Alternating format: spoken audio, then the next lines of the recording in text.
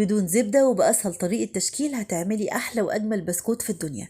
أدي أول صاج، التاني، التالت، الكمية دي كلها عملتها ب3 كوبايات ونص من الدقيق وشوية مكونات تانية بسيطة غير مكلفة بالمرة موجودة في أي بيت. هقولك إزاي تسويه تسوية مظبوطة وياخد اللون الذهبي من النهاية ومن الوجه، بسكوتية خفيفة وهشة ومقرمشة وفي نفس الوقت ناعمة. يلا بقى نسلق الرسول في الأول ونشوف هنعمله إزاي. اول حاجه بنعاير كوبايه الا ربع من السمنه وندخلها على التلاجة تسقع. بعد كده بنطلعها كده من قبليها ب5 دقايق، نكمل ربع الكوبايه المتبقي بالزيت ونضيفها. الميكس ده بيكون رائع عن استخدام السمنه بس او الزيت بس. ليه؟ لان السمنه هنا بتديكي نعومه وطراوه حلوه للبسكوته، والزيت هنا بيعملك القرمشه الجميله واللون الذهبي الحلو اثناء التسويه زي ما هتشوفوا في حلقه النهارده. نفس الكوبايه اللي هنعاير بيها لازم تكون واحده. هنضيف كوبايه من السكر البودر، وانتي بتضيفي كده السكر ما تكبسيهاش ابدا، اول لما تتملي بتضيفي على طول الكوبايه. انا طحنته في مطحنه الخلاط ولازم يتنخل.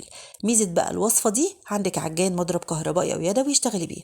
لو هتشتغلي بس بالمضرب اليدوي معلش طولي شويه في الضرب، ربع ساعه كده متواصل لحد لما الخليط يفتح معاكي يكون عامل زي الكريمه زي ما انت شايفه، لان الخطوه دي بتفرق.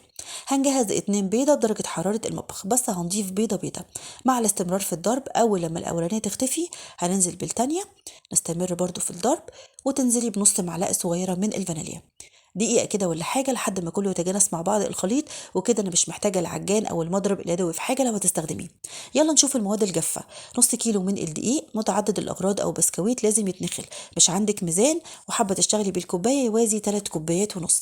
هنجيب المعلقة اللي بناكل بيها الكبيرة بتاعة الطعام، نشيل معلقتين كبار مليانين من الدقيق وننزل مكانهم بالكاستر لو متوفر، بس انا عن نفسي بفضله بيدي لون وقرمشه ونعومه حلوه.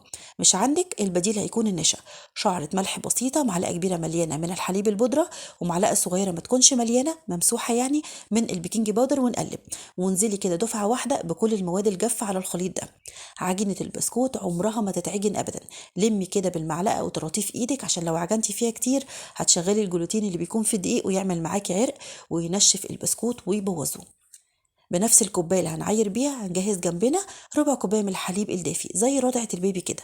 مش حابه الحليب وبتحبي عصير البرتقال عليه يعني بطعم البرتقال، هتستبدليه بربع كوبايه من عصير البرتقال بس لازم تصفيه. وعلى فكره بيجيب من عند العطار برضو اسانس البرتقال بيكون عامل زي الزيت كده لو بتحبي النكهه اقوى.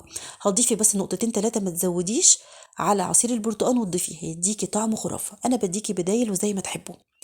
بعد ما ضفت الحليب يا دوبك برضو لميت، وده قوام العجينه المظبوط.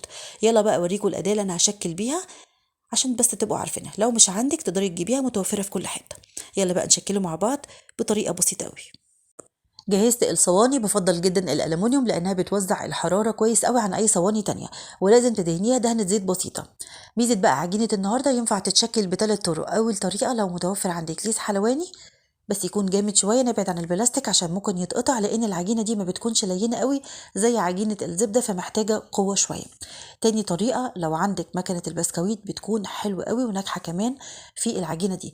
تالت طريقه لو مش عندك الحاجتين دول، ودي الاقرب لقلبي وسهله وبسيطه على ست البيت، بايدك كده وبالاداه على السريع، مش هتاخد وقت ابدا، مش هتفرقيها خالص عن كيس الحلواني ولا المكنه. نساوي كده بايدينا عشان يكون شكلها حلو. وتعالى اقولك على طريقه التسويه لانها فعلا من احد عوامل نجاح بسكوت النهارده. تولعي الفرن من قبلها بربع ساعه درجه حراره عاليه، وبعد كده بتهدي النار على درجه حراره 180. هتضيفي البسكويت في الرف الاوسط وتبداي التبعيب كده من بعد 10 دقائق ربع ساعه. اول لما يبدا ياخد لون ذهبي من النهايه ممكن تفتحي الشوايه دقيقه لو محتاج الوجه ياخد لون. المهم يكون موحد من الاتجاهين ويطلع بقى بالجمال اللي انتوا شايفينه ده. خطير. وكانت بقى ريحته قلب الدنيا. مش بيتحرك من اسطاج نهائي غير بعد لما يبرد، وتبداي ترصيه على طبق التقديم. نصيحه مني وانت بتعملي ضعف المقدار، فعلا هيعجبكم ان شاء الله. من انجح المقادير اللي جربتها وبعتمدها على طول عمري ما بغيرها. شايفين بقى البسكوت القمر الصغيره دي؟ اخر قطعه من العجين عملتها بالشكل ده، وينفع تشكلي البسكوت بالطريقه اللي تعجبك. في كلتا الحالتين هو طعمه تحفه. مقاديره 10/10 ولا غلطة فيه، كمان السكر مظبوط. تاكلي منه عمرك ما تجزعي، ولا دلعة ولا محلية زيادة عن اللزوم. أحلى بقى كوباية شاي بلبن على الفطار أو على العشاء وقت العصر كده بيكون خطير. شايفين؟ دايب وفي منتهى الجمال. تعالى أقولك إزاي تعرفي البسكوت ناجح. تمسكيها كده تلاقيها هشة مش مكتومة، ليها قطمة حلوة وكمان محملة. شايفين؟ ولا بقى فرشه معاكي ولا رقيقه ولا اي حاجه. دي المقادير اللي ناجحه. اوعوا تنسوا تحفظوا الفيديو ده عندكم، متاكده ترجعوا له ان شاء الله، خصوصا واحنا بنعمل نواعم العيد بامر الله. يلا جربوه وابعتولي. انتظروني في فيديو جديد، والسلام عليكم.